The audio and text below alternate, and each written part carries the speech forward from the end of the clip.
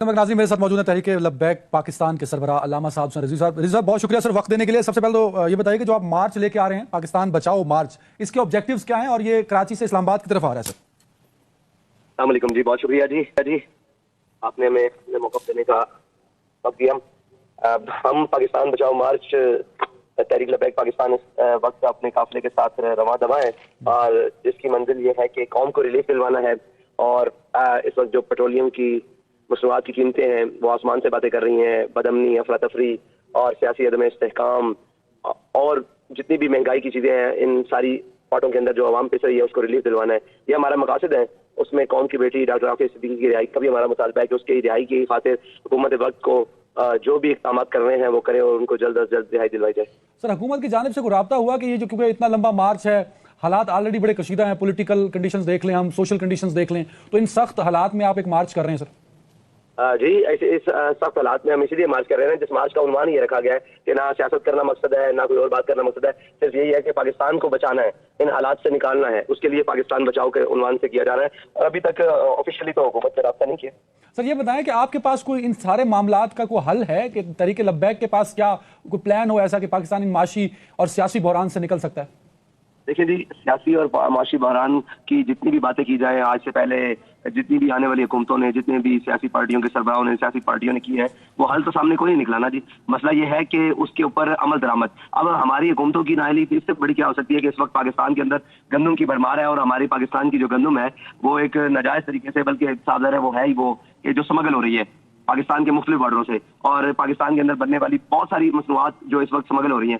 तो अगर इन चीज़ों को करना है तो आप नहीं रोक सकते, तो इनको कम से कम रेगुलाइज तो कर दें ताकि कौम पाकिस्तान को कोई रेवेन्यू तो इकट्ठा हो, कोई चीज़ तो आए। लेकिन बिल्कुल बेइज्जती है, इससे ज़्यादा इनकी नाली क्या हो सकती है। और दूसरी बात यह है कि आप देखिए पाकिस्तान जिन चीज़ों को आज से कितने साल हो गए, कितनी दहाइयाँ हो गई हैं उसकी नाम के इंपोर्ट कर रहा है पाकिस्तान उन चीज़ों की, लेकिन आज तक उनकी स्मॉल इंडस्ट्रीज के बारे में या उन चीज़ों के बारे में पाकिस्तान ने पाकिस्तानी हुकूमतों ने अभी तक कोई अमली इक़दाम नहीं किए। बल्कि यहाँ तो गवर्नर स्टेट बैंक को अब उनकी मर्जी से, IMF की मर्जी से लगाया जा रहा है और आए दिन IMF की शराइत, तो ये कह रहे हैं कि IMF के जाने के अलावा हमारे पास हल कोई नहीं है, तभी पाकिस्तान चल सकता है। सवाल ये है कि क्या IMF के पास जाने के बाद भी पाकिस्तान चल रहा है? नहीं चल रहा। कौम महंगाई में उसी तरह पिस रही है। अगर IMF के पास जाने के बाद कौम को IMF के अलावा ऑप्शन कोई नहीं ना पाकिस्तान के पास, डॉलर नहीं होंगे तो इंटरनेशनल ट्रेड भी नहीं होगा, इकोनॉमी बेहतर नहीं होगी, तो आखिरी सहारा तो IMF ही है ना सर?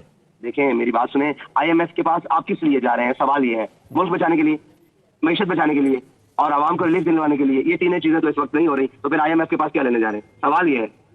अच्छा सर, वेरी राइट। अब आखिरी कमेंट सर ये कर दीजिएगा क्योंकि आप एक पॉलिटिकल पार्टी हैं, आपने वोट भी अच्छा खासा एक वोट बैंक है आपका, पंजाब में हमने तीसरे नंबर पर सबसे ज्यादा वोट लिए। सर तो जो पॉलिटिकल सिचुएशन चल रही है खासतौर पे तहरीक इंसाफ को लेके, तहरीक इंसाफ एक सियासी जमात है, 9 मई के वाकयात के बाद मुश्किल हालात का सामना है, क्या समझते हैं कि 9 मई का जिम्मेदार तहरीक इंसाफ इमरान खान साहब हैं सर? क्योंकि आप भी हमेशा 9 मई तहरीक इंसाफ, देखें आप पिछले 1.25 साल के अंदर देखें ना कि तहरीक इंसाफ ने कैंपेन किस चीज पर की है। एक साइफर पे की, साइफर से नाकाम हुए तो वो बयानिए बदलते आए। अब इसका मतलब ये नहीं है कि आप आवाम में गैर मकबूल हो रहे हैं और आप पाकिस्तान के खिलाफ कैंपेन शुरू कर दें और अपने ही इदारों के खिलाफ। देखिए हमारी भी कुछ चीजें हो सकती हैं जिन पर हमें तहफ़्फ़ुज़ात है, लेकिन इसका मतलब ये नहीं है कि हमारी किसी से दोस्ती हो और बाद में वो दुश्मनी की सूरत इख्तियार कर जाए और हम उनके घरों में जाकर घुसकर आग लगानी शुरू कर दें। तो ये तनसीबात जितनी भी जलाई गई हैं या जितने भी मुल्क के अंदर नुकसान किया गया है, ये सिर्फ एस्टेब्लिशमेंट की नहीं है, ये पाकिस्तान की असासे हैं, पाकिस्तान की चीजें हैं, जलाया गया। फिर उस वक्त तक मैं इमरान खान को नहीं समझता था कि ये जिम्मेदार है। मैंने कहा कारकुनान, सोचा कारकुनान जिम्मेदारान से गलती हो गई होगी, वो ट्रैप कर गए होंगे,